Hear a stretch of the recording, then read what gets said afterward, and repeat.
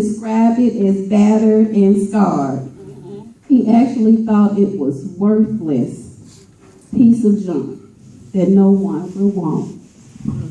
Isn't that how we look at some people? It's worthless and not worth taking the time, wasting time on. That our sin has dragged us so deep that some people view us as junk, good for nothing, that no one wants, not even God. We hang our heads in shame and self-pity, staying in that state of mind, allowing people, life, and the devil to beat us down. I'm going to read you the second part of the poem. The music ceased, and the auctioneer, with a voice that was quiet and low, said, "What am I bidding for the old violin?" He held it up with the bow. $1,000. Who will make it 2? Who will make it 3? 3,000. Once, 3,000 twice. Going, going, gone. The people cheered, but some of them cried. They did not quite understand. What changed its worth? Swiftly came the reply, the touch of the master's hand.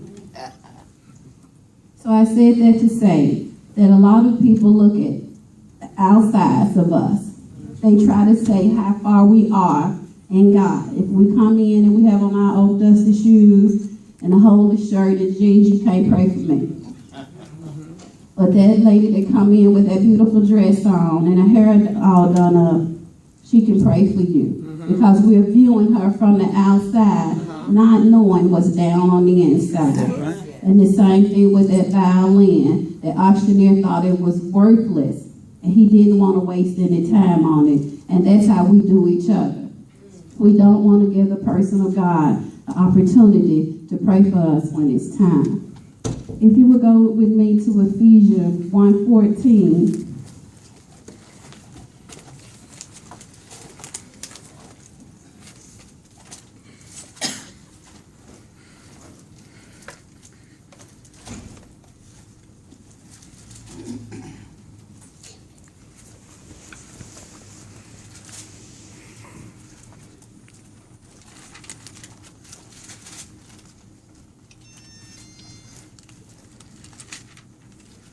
Ephesians 1:14 reads, "According as he has chosen us in him before the foundation of the world, that we should be holy and without blame before him in love, having predestinated us unto the adoption of children by Jesus Christ to him, according to the good pleasure of his will."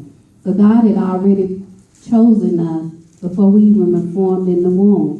God already knew that we were going to be that person that came in with those old dusty shoes on and that holy shirt and those pants. But he already knew what the end was going to be for us. And I thank God for that. That we were chosen for a purpose. John 10:4 reads, I'm sorry y'all, just go to John 10:4.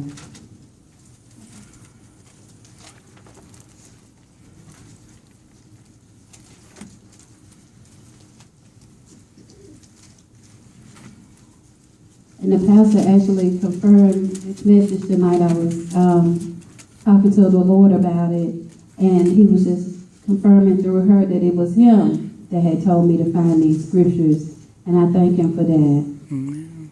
For John 10:4 it reads, "And when he put forth his own sheep, he goes before them, and the sheep follow him, for they know his voice.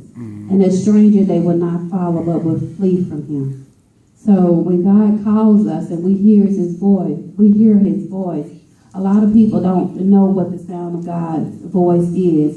And when I ask people, have they ever heard God speak to them, and they say no, I said, he doesn't speak to you in a loud, booming voice like people think because he's such a big God. I think people automatically think that his voice will sound so different. But his voice is so meek and low when he's speaking to us. But you know it's him. When I was out in the world and God was calling me, I could hear him so clearly calling me. And he would say, it's time, come on back. And I would turn my back on him. And I would say, no, I'm not ready. I turn my back on him.